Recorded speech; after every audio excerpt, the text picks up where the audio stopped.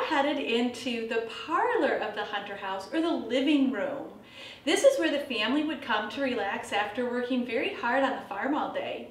What are some of the things that you do in your living room? All right, so we have another portrait here in our parlor, and this is of Ebenezer Rynell. Now, Dr. Ebenezer Rynell was one of the very first doctors in Birmingham.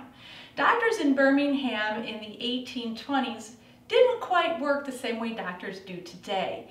Doctors at this time didn't have offices where you could go into. They would actually travel to you if you were sick or injured.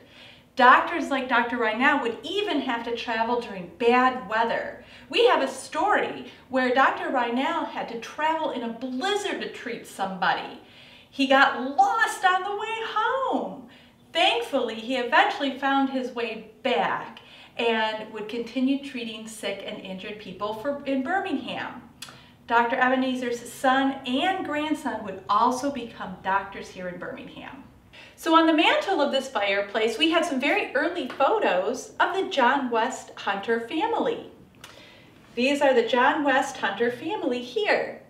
Now, you can kind of take a look and see that they're not smiling. I bet you have a lot of smiling photos on your mantle.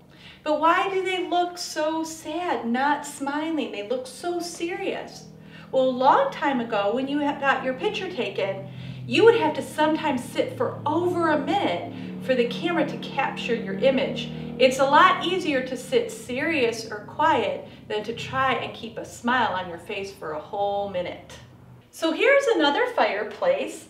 This was the only way to heat a home at this time, so there's a lot of fireplaces in this house. Now, today we have furnaces, which makes it a lot easier. But you might sometimes get a little chilly and maybe use a space heater at home.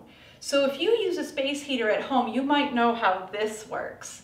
Now, this is a fun little metal box that you would put coals into from the fire, and then you could carry this little box around and keep it by your feet so that you could keep warm even if you're away from the fireplace. All right, so here we have a little cutout in our wall here at the Hunter house. And what's really cool is we can see inside the wall and how it was constructed. Now, how things are built can actually tell us a lot about who built it and why. We can tell from this little hole in the wall that this house was built from people who came from the East Coast because of the style that the house was built. It was very popular on the East Coast, but not here in Michigan. John West Hunter's mom and dad helped build this house, and they were actually from Connecticut. So this house is built with the vertical plank construction, and this is one of the planks from inside the house. Now, this was a very popular way to make houses on the East Coast. This plank would be nailed to a timber frame, and then it would be covered with plaster that was made with horsehair. Can you imagine having horsehair in your walls? Now, these walls would be about 6 inches thick, so about that thick. That is very thick. Now, this would be great in places like Connecticut or the East Coast because of hurricanes. But we don't really need that kind of construction here in Michigan. So very few houses in Michigan are built this way, which makes the Hunter house pretty unique. So earlier we were talking about our foot warmer and why you would take it with you to keep warm. Well, one of the reasons why you might not be able to sit next to a warm fire is that you needed better light by a window. See, people back then had to spin and sew and knit to create their own clothes. Now, have you ever tried to read by candlelight? It's not very easy. And candles have to be handmade, and it took a very long time to make them. So you wouldn't want to use them all up, especially if you had beautiful natural sunlight coming in through a window. Now, natural light is better because then you don't have to use any of your candles up and you can see things so much easier. So, just like there was no grocery stores in Birmingham, there were also no clothing stores in Birmingham. Everybody had to make their own. You also had to make your own sheets and your own blankets and your own tablecloths and basically anything that you were going to use that was made out of cloth. Even scraps were used. They were used to make the patchwork quilts that would sit on your bed to keep you warm at night. Now spinning, this is a spinning wheel. Spinning actually takes your wool and your flax and turns it into thread or yarn that you would use to make everything in your household. Now, how many clothes do you have at home? If you were to count all your clothes, how long do you think it would take to make each and every one? It would probably take a very long time. So here we have yet another portrait in the Hunter house in our parlor. Now, who is she? Well, we don't really know. This portrait was donated to us by an organization that goes around and collects antiques and donates them to museums. And we do like our donations. Now, she is one of our mysteries here, but we can look for clues in the picture. Now, this is very similar to the size of the portrait in the dining room that we've already looked at. So we can tell that this was probably from a wealthy family. Now we can also look at the lace that she's wearing, and we can tell that that's also very expensive lace. And it would have taken the artist many, many hours to paint that. Then we can also look at her jewelry.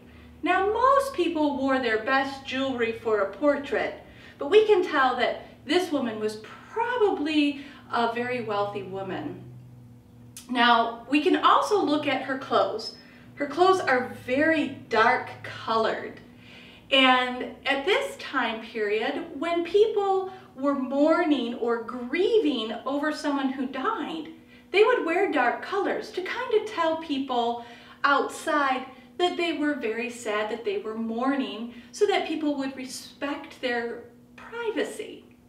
Now, she may be mourning. What do you think? Or do you think she just liked dark clothes? So these are just some of the clues that we can look at and try and figure out the story of an artifact. So we talked a little bit earlier about how we can look at a house construction and figure out who would have built it and how. Well, this is a beam from the Hunter house and it's holding up our attic. Now, if we take a really close look, we can see that it was hand cut. And even though it's pretty straight, it's not perfectly straight like machine cut wood today. Now, this beam tells us that this is a very old structures. Nails are also handmade at this time period, so we can look at the nails and see that they have square heads made by a blacksmith instead of the round circles that we have today made by machine.